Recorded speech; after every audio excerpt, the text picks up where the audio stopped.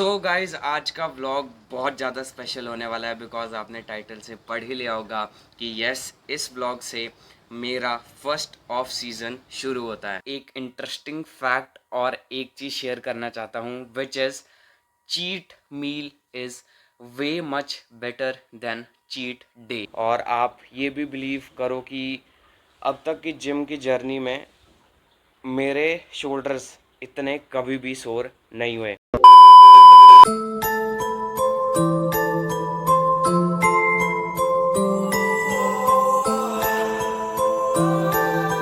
So hi guys, welcome back to my channel Fit Conscious. मेरा नाम शौर्य है। स्वागत है आप सभी का एक नए व्लॉग में और दिल से आशा करता हूँ कि आप as always mentally and physically fit हो गए। सो बिना किसी देर के आज का एक नया व्लॉग स्टार्ट करते हैं। सो गाइस आज है 31 मई 2022 और आज है day 17 of road to be a professional footballer journey.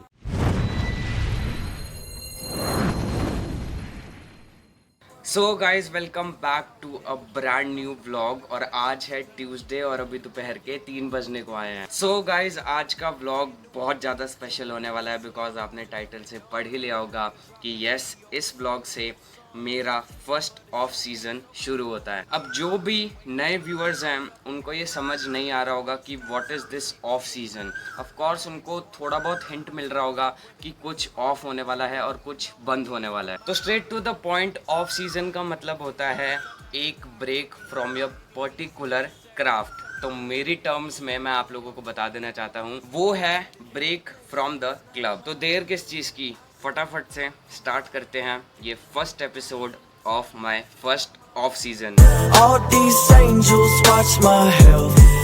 So guys आज के व्लॉग में मैं आप लोगों के साथ एक इंटरेस्टिंग फैक्ट और एक चीज़ शेयर करना चाहता हूँ which is cheat meal is way much better than cheat day. तो ये फैक्ट सिर्फ उन लोगों को पता है जिन्होंने न्यूट्रिशन के ऊपर एक प्रॉपर रिसर्च करी है, जो मेरे को अभी पता चली है।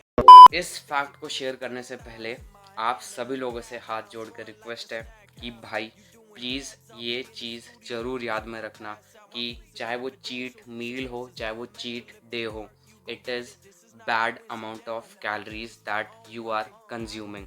तो इस फैक्ट के अंदर हम बात कर रहे हैं कि भाई चीट मील जो है वो बेनिफिशियल है चीट डे से। अब वो क्यों है वो आप इस वीडियो को देखो और इन्जॉय करो।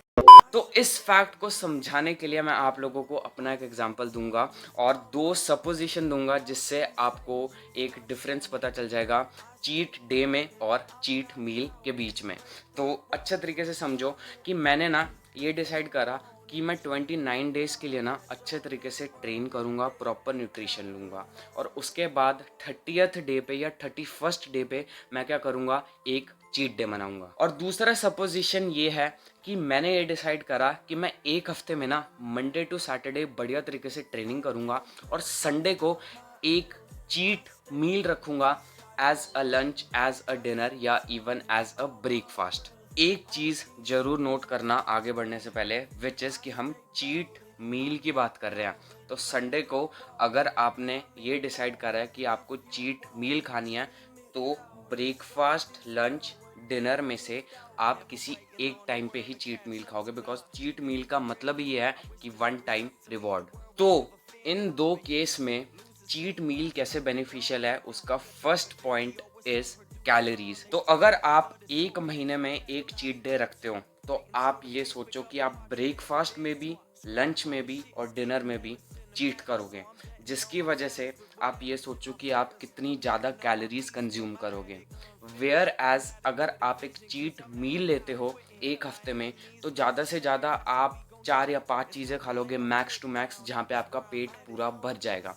And compare the amount of calories with cheat meal versus cheat day. तो यहाँ पर कैलोरीज के मामले में ज़मीन आसमान का फ़र्क है, जहाँ पे चीट मील विंस। तो अब बात करते हैं पॉइंट नंबर 2 की, विच इज़ अ की point of your health which is damage.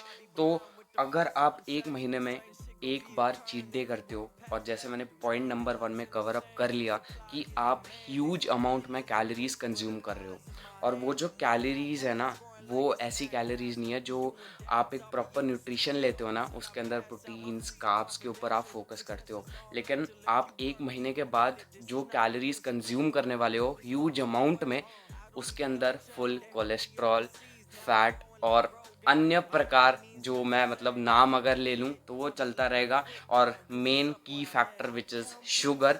तो ये सारी जो चीज़ें हैं ना, वो आप कंज्यूम करोगे ऑन द चीट डे, जिसकी वजह से आपकी जो बॉडी है यार, वो आप ये इमेजिन करो कि वो 29 डेज़ के लिए अच्छे से परफॉर्म कर रही है, प्रॉपर न्यूट्रिशन ले रही है, प्रोटीन ले रही है, कार्बोहाइड्रेट्स ले रही है। तो वो आपकी जो बॉडी है ना, वो यूज टू हो चुकी है, और आप एकदम से ही ह्यूज अमाउंट में कैलोरीज ले रहे हो एक तो, और डैमेजिंग कैलोरीज ले रहे हो। और आप अगर उस चीज़ से सेटिस्फाई हो भी जाओगे ना, तो वो आप देखना कि जब आप अपना ये चीट डे ख़त्म कर लोगे ना, तो उसके नेक्स्ट डे वो जो आपको डैमेज करने वाली है, वो आप सोच भी नहीं सकते। वेयर एज चीट मील के केस में, जैसे मैंने पॉइंट नंबर 1 में कवर अप कर ही लिया कि आप लेस अमाउंट ऑफ कैलोरीज खा रहे हो, और एक मील में आप कितना ज़्यादा खा लोगे, कितनी ज़्यादा कैलोरीज कंज्यूम कर लोगे। अगर आप 8 चीज़ें भी खाते हो, मैक्स टू मैक्स अगर 10 चीज़ें भी खाते हो, तो वो मुश्किल से 1/3 कैलोरीज होंगी ऑफ द चीट डे। तो अब बात करते हैं थर्ड और लास्ट पॉइंट की, which is interlinked with my second point which was damage. तो ये जो थर्ड पॉइंट होने वाला है वो है distraction.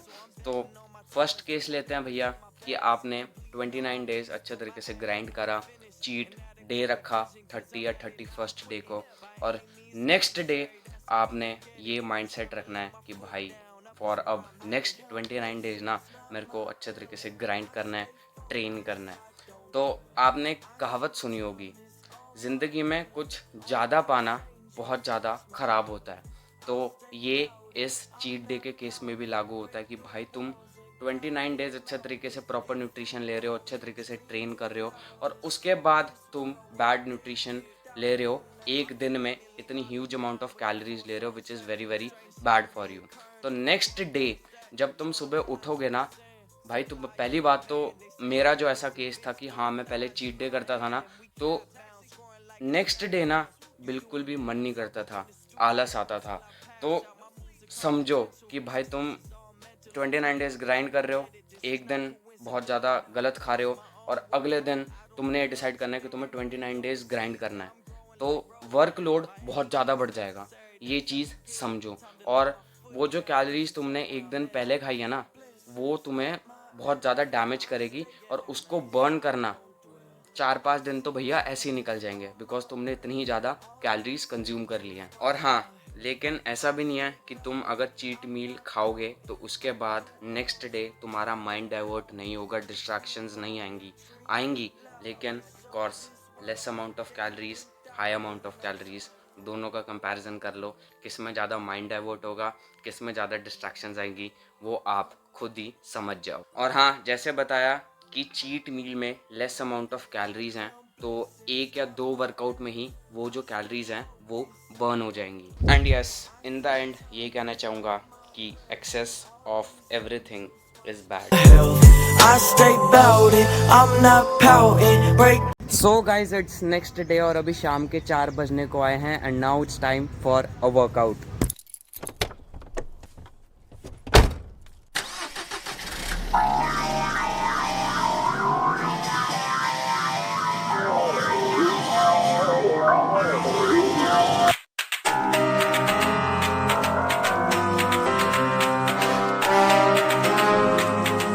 It's time to quit while we're ahead. Don't think like that. I will love you endlessly. If you don't believe, don't you be like that. I will love you forever. If you don't believe in me, yeah. You could be with anyone. I could be with anyone. You're you and me. You're you and me. You could be around. You could be with anyone. I could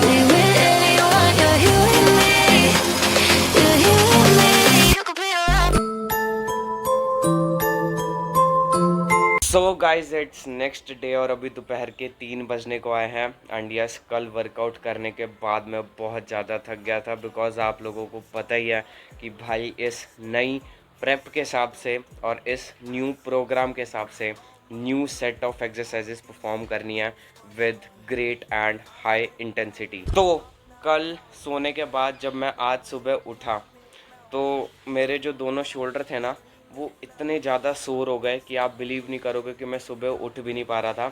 मेरे को कम से कम उठने के बाद 20-30 minute bed के ऊपर ही लेटा रहना पड़ा। और आप ये भी बिलीव करो कि अब तक की जिम की जर्नी में मेरे शोल्डर्स इतने कभी भी सोर नहीं हुए। तो अब आप ये ज़रूर सोच लो कि इस प्रेप और इस प्रोग्राम का आने वाले टाइम में क्या रिजल्ट आप लोगों को दिखने वाला है। सो गाइज ये था first episode of the of season और दिल से आशा करता हूँ कि आपको ये एपिसोड बहुत अच्छा लगा होगा। एंड ऑफ कोर्स ये road to be a professional footballer की जर्नी आगे बढ़ते रहेगी ऐसे ही। एंड ऑफ कोर्स ये जो नई प्रेप होने वाली है अनबिलीवेबल होने वाली है विद दिस न्यू प्रोग्राम। तो यही कहना चाहता हूँ हर बार की तरह सभी लोग as well as mentally and physically fit रहना। मिलूँगा in next vlog in next episode. Till then, peace. If you want it, scream it loud and show this world what they did out in us. I feel like Millie Bobby Brown with the force on tracks. Strange shit.